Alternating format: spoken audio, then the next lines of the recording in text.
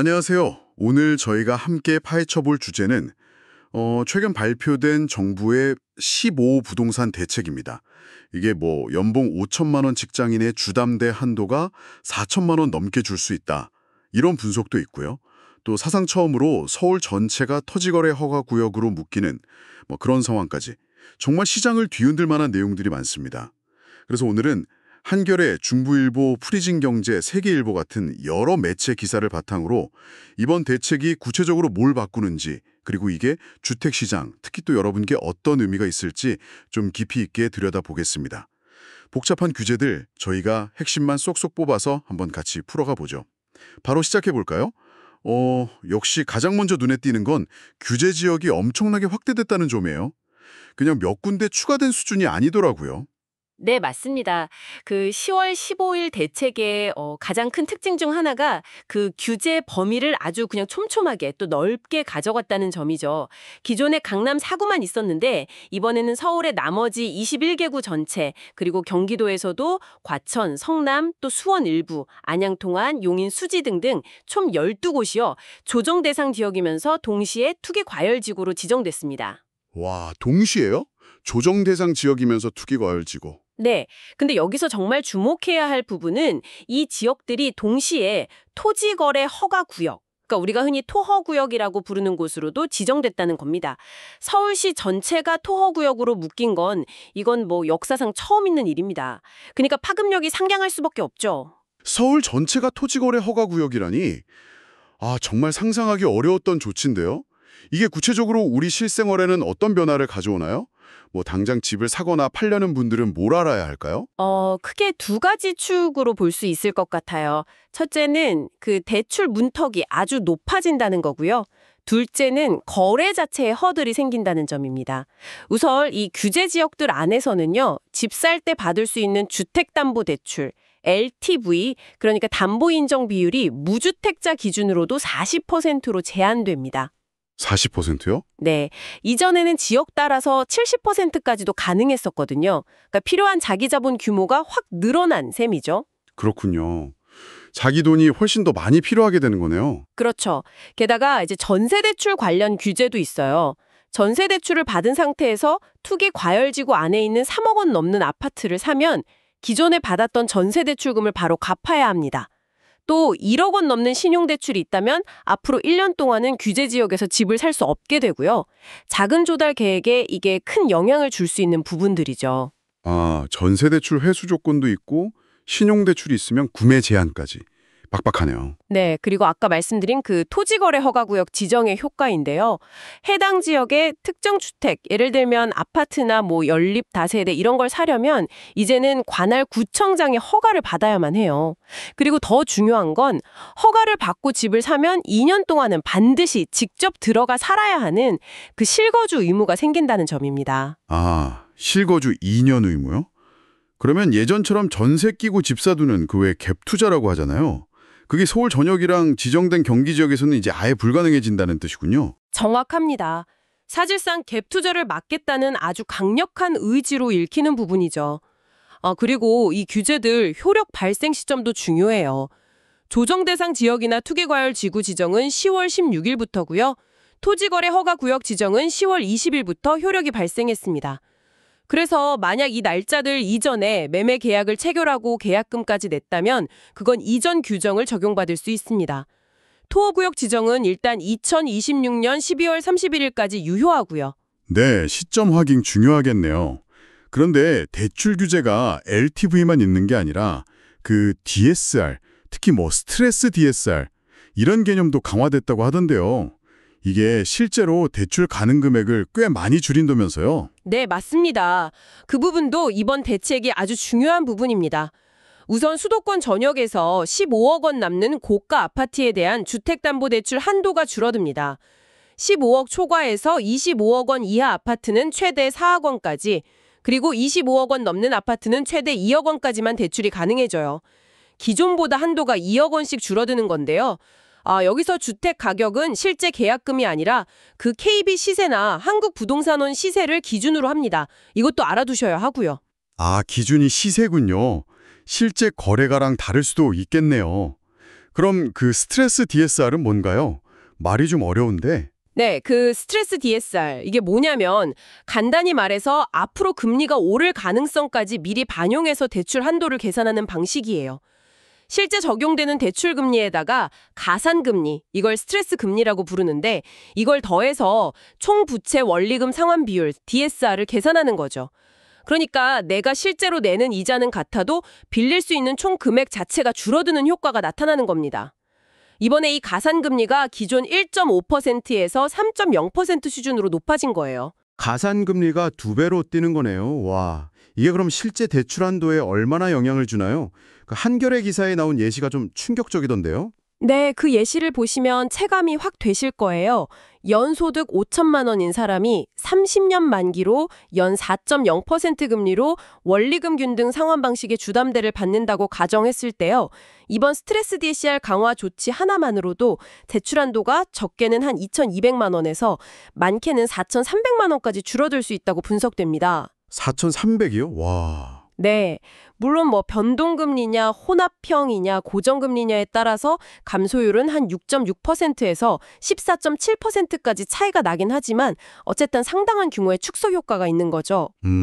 정말 크네요. 그리고 하나 더 짚고 넘어갈 부분이 있습니다. 1주택자가 수도권에서 전세대출을 받는 경우에요. 그 대출의 연간 원리금 상환액도 이제 DSR 산정에 포함됩니다. 이전엔 안 그랬거든요.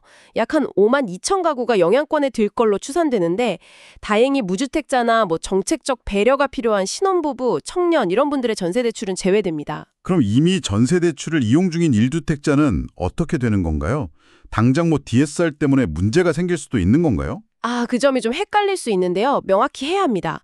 기존에 받은 전세대출을 그냥 만기 연장하는 경우에는 DSR 산정에 포함되지 않아요. 그러니까 같은 집에 계속 살면서 계약 갱신하는 경우는 괜찮다는 거죠. 아, 다행이네요. 연장은 괜찮고. 네, 하지만 10월 29일 이후에 새로 전세 계약을 해서 전세대출을 받거나 아니면 기존 대출에서 금액을 증액하는 경우 이때는 그 신규 대출분 또는 증액분의 이자 상환액이 DSR 계산에 반영됩니다. 즉, 신규나 증액 시점부터 영향을 받는다 이렇게 보시면 됩니다. 알겠습니다. 신규나 증액 시에만 해당되는 거군요. 와, 진짜 대출 문턱이 여러모로 높아졌네요. 그런데 규제가 여기서 끝이 아니죠. 세금, 청약, 재건축까지. 그야말로 전방위적으로 강화됐잖아요. 정말 촘촘하게 얽혀있다는 느낌이에요. 맞습니다. 뭐 다주택자에 대한 세금 부담이 크게 늘어나죠. 규제 지역 내에서 집을 추가로 살 때 내는 취득세율이 2주택자는 8%, 3주택 이상 소유자는 12%로 중과됩니다. 집 팔 때 내는 양도소득세도 마찬가지예요. 다주택자는 기본세율에다가 2주택자는 20%포인트, 3주택 이상은 30%포인트 세율이 추가로 붙습니다. 와, 30%포인트 추가면 엄청나네요. 그렇죠. 물론 뭐 이 양도세 중과는 지금 한시적으로 유예 중이긴 합니다만 원칙은 그렇다는 거고요. 게다가 오랫동안 집을 보유해도 세금 깎아주는 장기 보유 특별공제 혜택도 다주택자는 못 받게 됩니다. 1주택자는 괜찮은가요? 1가구 1주택자라고 해서 영향이 아예 없는 건 아니에요. 양도세 비과세 혜택을 받기 위한 요건이 좀 까다로워졌습니다. 기존에는 2년 이상 보유만 하면 됐는데 이제는 2년 실거주 요건이 추가돼요. 그러니까 해당 주택에서 실제로 2년 이상 살아야만 양도세를 안 낼 수 있게 된 거죠. 아, 이것도 큰 변화네요. 실거주 요건 강화? 네, 그리고 청약시장 문턱도 높아졌습니다. 규제 지역에서 1순위 자격을 얻으려면 청약통장 가입 기간 2년 이상이어야 하고 세대주여야 하고 이런 자격 요건이 강화됐어요. 또 추첨제보다는 가점제 적용 비율이 높아져서 뭐랄까 청년층이나 신혼부부처럼 가점이 낮은 실수요층의 당첨 기회가 좀 줄어들 수 있고요. 한번 당첨되면 다시 당첨되기까지 기다려야 하는 재당첨 제한 기간도 최대 10년으로 늘어났습니다. 10년이요? 네, 이 규제 역시 10월 16일 이후 입주자 모집 공고분부터 적용됩니다. 그렇군요. 재건축이나 재개발 관련 규제도 상당히 복잡해졌더라고요. 특히 그 프리즘 경지 기사 보니까 여러 지역의 재건축 아파트 가진 분들은 정말 골치 아픈 상황이 될 수도 있겠어요? 네, 바로 그 점입니다. 이게 이번에 서울 전역이 투기과열 지구로 지정되면서 생긴 문제인데요. 투기과열 지구 안에서는 정비사업, 그러니까 재건축이나 재개발 사업에서 조합원 분양을 받고 나면요. 이건 관리처분계획 인가일 기준입니다. 그로부터 5년 안에는 다른 정비 사업에서 다시 조합원 분양 신청을 할 수가 없게 됩니다. 5년 제한. 네.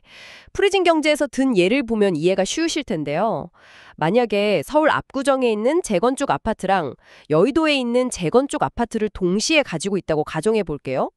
이전에는 여의도가 비규제 지역이었으니까 두 곳 모두에서 조합원 자격으로 새 아파트를 받을 수 있었어요. 하지만 이제는 서울 전역이 투기과열 지구가 됐잖아요. 그래서 예를 들어 압구정에서 먼저 조합원 분양을 받았다. 그러면 5년 동안은 여의도 아파트에 재건축 분양 신청을 못하게 되는 겁니다. 아, 그럼 한 곳은 포기해야 하는 상황이 올 수도 있겠네요? 현금 청산을 받거나? 네, 그렇죠. 현금으로 청산해야 할 가능성이 높아진 거죠. 아, 그러니까 이제 서울 안에서 여러 재건축 단지 가지고 투자했던 분들은 정말 선택의 기로에 놓이게 되는 거군요. 진짜 예상치 못한 변화일 수 있겠습니다. 그렇기 때문에 그 부동산 관련 커뮤니티에서는 좀 혼란스러운 반응들이 나오고 있습니다. 프리즘 경제 보도를 보면 규제 발표 직후에 부동산 스터디 같은 카페에 규제 피하려면 빨리 팔아야 한다면서 여의도 한양 아파트 급매물이 올라오기도 했고요. 심지어는 입주권 둘 다 지키려면 이혼이라도 해야 하냐 이런 식의 자조 섞인 농담까지 나왔다고 합니다. 그만큼 갑작스러운 정책 변화가 시장 참여자들에게 얼마나 큰 혼란과 부담을 줄 수 있는지 보여주는 거죠. 이원 얘기까지 나올 정도면 정말 심각하게 받아들이는 거네요. 네, 이외에도 재건축은 조합 설립 인가 이후, 재개발은 관리 처분 인가 이후에는 조합원 지위를 다른 사람에게 넘기는 게 원칙적으로 금지되고요.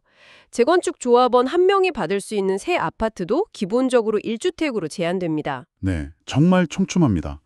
이렇게 강력하고 광범위한 규제가 시행되니까 시장 반응도 지역별로 확 엇갈리는 것 같아요. 중부일보 기사를 보니까 규제 지역으로 묶인 곳에서는 불만이 터져 나오고 반대로 규제 피한 곳에서는 또 기대감이 나타나기도 한다고요. 네, 전형적인 반응이라고 할 수 있겠죠. 규제 지역으로 지정된 곳, 예를 들어 중부일보가 취재한 수원의 장왕구 주민들은 불만 목소리가 높습니다. 안 그래도 미분양 많은데 왜 우리까지 묶느냐. 거래만 끊기고 전월세 가격만 오를 것 같다. 이런 우려가 크고요. 한 주민의 인터뷰에서 바로 옆 화성 동탄은 빠졌는데 왜 상대적으로 집값 안정적인 장왕구가 규제 대상인지 납득하기 어렵다면서 형평성 문제를 제기하기도 했어요. 하긴 그런 불만이 나올 수 있겠네요. 반면에 이번 규제에서 제외된 지역들, 예를 들어 화성 동탄, 오산 세교, 용인 기흥, 평택 고덕, 고양 덕양, 부천이나 안산, 인천 일부 지역에서는 소위 풍선 효과에 대한 기대감이 슬슬 나오는 것 같아요. 규제가 덜한 곳으로 투자 수요가 몰리면서 집값이 오르지 않겠냐 이런 심리죠. 실제로 화성의 한 주민은 과거 다른 규제 때 옆 동네 광교 집값이 크게 올랐던 경험을 얘기하면서 이번에도 비슷할 거다 이렇게 예상하기도 했고요. 풍선 효과. 이게 참 반복되는 문제 같아요. 이런 상반된 반응이랑 현상에 대해서 전문가들은 어떻게 진단하고 있나요? 이 규제들이 과연 의도한 대로 시장 안정 효과를 낼 수 있을지 아니면 또 다른 부작용만 키울지 궁금한데요. 전문가들은 대체로 좀 신중하거나 우려 섞인 전망을 내놓고 있습니다. 그 중부일보 기사에 인용된 부동산 114의 윤지혜 수석 연구원은 이번 대책이 실수요자를 규제하는 건지 투기 수요를 잡으려는 건지 목표가 좀 불분명해 보인다. 이렇게 지적하면서요. 이런 모호함이 오히려 정책에 대한 불신을 키울 수 있다고 경고했습니다. 목표가 불분명하다. 네. 그리고 직방의 김은선 빅데이터 랩실 리드의 분석도 비슷한 맥락이에요. 규제를 피한 동탄 같은 지역에서 풍선 효과가 나타날 가능성이 충분하다 이렇게 보면서 동시에 또 중요한 문제를 짚었는데요. 내 집 마련을 꿈꾸는 서민들한테는 대출이 진짜 필수적인데 이번 규제로 그 사다리가 사실상 끊기면서 불만의 목소리가 커질 수밖에 없다는 겁니다. 사다리가 끊긴다는 표현이 와닿네요. 네, 그러니까 강력한 규제가 투기 수요를 억제하는 효과도 있겠지만 동시에 자금력이 좀 부족한 실수요자들의 내 집 마련을 더 어렵게 만들고 또 규제 없는 지역으로 수요를 밀어내는 그런 부작용을 낳을 수 있다는 분석인 거죠. 오늘 저희가 정부의 15.10 부동산 대책이라는 정말 큰 변화를 여러 기사를 통해서 깊이 있게 살펴봤습니다.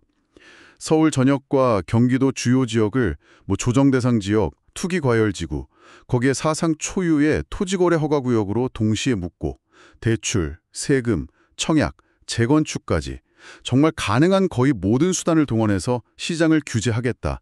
이런 강력한 신호였던 것 같습니다. 정부의 목표는 분명 시장 안정일 텐데요.